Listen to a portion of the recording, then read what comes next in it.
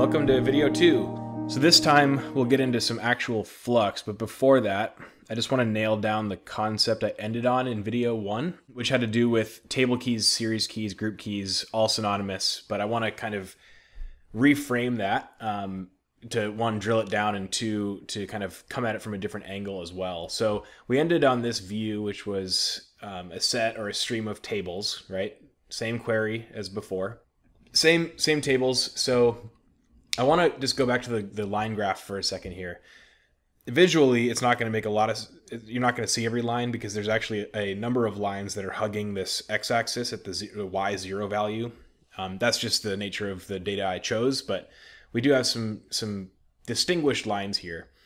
Each line is obviously, this is a time series, right? Each time series is defined by some key, some metadata, and then is a series of values over time.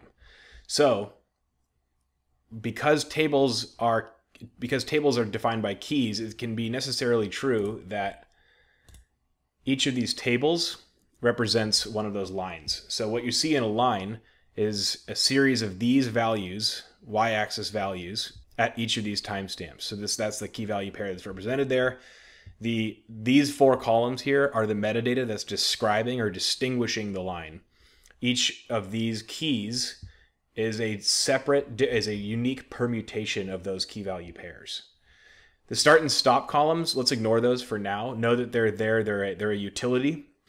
But that's fundamentally what's happening here. So there's this stream of tables, and each of these tables represents a line right now. Let's move into Flux itself.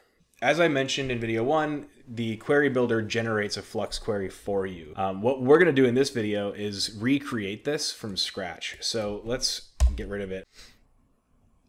So with every Flux query, you'll start with a from function. That basically sets the stage for which bucket you're going to be pulling data out of. The from function takes multiple parameters. We'll only discuss one today, but here is the documentation for the from function in v2.docs. Takes obviously 4 parameters, but again, we're only going to reference bucket today. Also worth noting, I'm switching my bucket name because I am now operating locally. This is not in my cloud account. I just decided to switch it up. No big deal there. So this is, I'm not going to run this because that would be all of my data, but that's how you start every Flux query. The other part of starting a Flux query, I would argue this is required.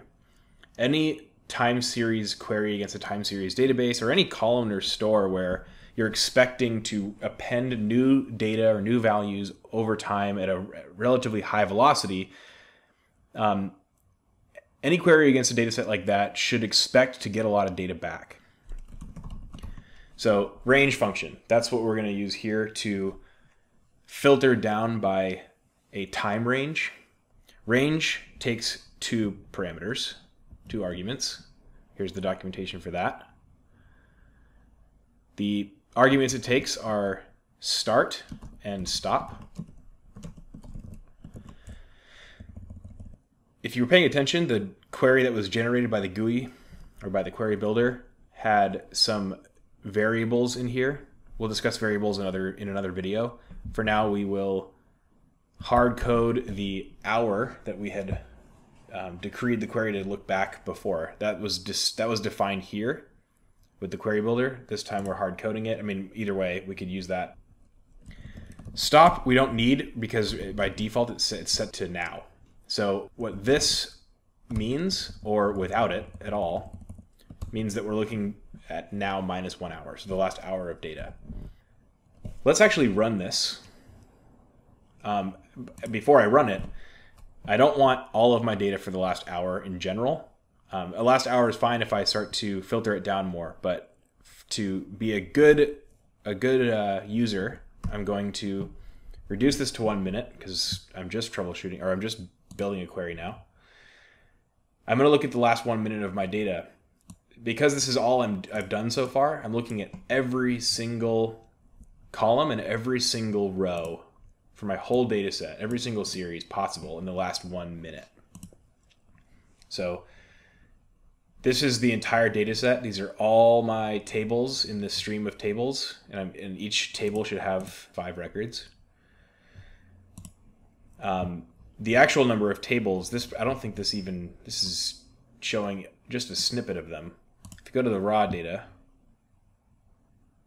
we can go down here and find out how many tables we actually had. So almost 3,400 tables returned by that query. Oops, go back. So, in the interest of continuing on our journey to recreate the query we had before, we're going to institute filter. What filter does is basically like your select statement or your where clause in InfluxQL or other SQL dialects. What it really is more like a where clause that kind of acts as a select. That's a product of the data model. We won't cover that, but we'll kind of discover that along the way. The way filter works is it takes a function parameter, an argument that is a function. That function can be something you've defined or someone else has defined. This is a functional scripting language. In most cases for a filter, especially ones generated by the GUI and just doing basic stuff, it's an anonymous function. The syntax for this takes after JavaScript's arrow function, anonymous arrow function. It's also similar to Rust's anonymous function. What it looks like in Flux is this. So we've got our anonymous function that takes the argument R, which stands for row or record, which is the representation of this, of a single row here. Filter is going to take a function that takes rows of tables, or basically a for each row, for each table, will return some kind of a criteria evaluation. To make that make more sense, we'll actually just go through it. R is going to make these columns callable. Another way to write this is to do bracket notation like this. I prefer less typing, so I use this, but this is actually what I just deleted is what the query builder generated for us. I just prefer it this way. It doesn't matter which one you choose. If you remember, we used disk.io, that measurement. So that's the table, if you're thinking in SQL terms, or the categorical namespace. If you're thinking in InfluxData terms, a measurement is just this grouping of like data, right? So we're filtering for disk.io specifically. So that's it for that filter statement. That's all you have to do. But let's run this query, see what we get. So you'll notice, in fact, let's just go back and just compare these two results. You notice it hung there a little bit because it's pulling back a lot of data. There's lots of measurements. We have disk, which is not disk.io. We've got net, mem, processes, right? When I filter for disk.io, the only tables we get back in our stream are tables that have measurement equal to disk.io, right? So of all tables with this column, we're going to filter out every single table that doesn't have value disk.io. And then, of course, we're grouping by the same group keys that we had before, because we have not changed our grouping behavior whatsoever. Okay, so that's not the only filtering we're going to do. We filtered by fields as well, right? We selected read bytes and write bytes earlier. There's two ways to write this out. I can write it in the same filter function and put, do an and then call my field columns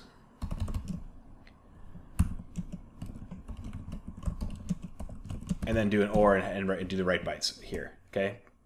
For readability's sake, we're not going to do that. I prefer it this way. Also, you don't have to type this out.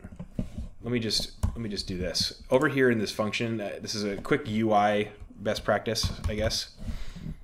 You can come over here, find your function that you want, and just inject it with this button here.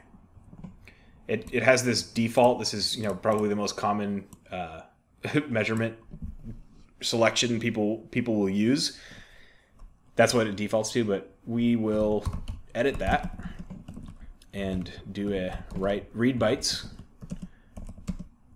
and an or statement here. for write bytes. And we'll submit that. So you can kind of see how we're composing this query as we go line by line, right? So we ranged the entire data set, we filtered that first range call, and then we filtered again on that filter, right? So it's kind of like, you can think of it as almost nested queries, but really it's just method chaining. If you're familiar with capacitor tick script, if you're a historic Influx user, it's similar in nature to that. But that is essentially the query that we had. We had it looking back an hour. So that's an hour's worth of data of our read and write bytes for our disks, for the hosts that this is monitoring. This is basically what we were after when we created that query before. What you may notice is that this is a shorter query.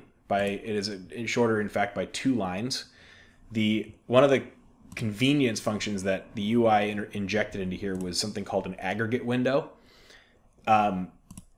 That we will talk about, but I'll save that for the next video. We'll start working with grouping and aggregating in the next video.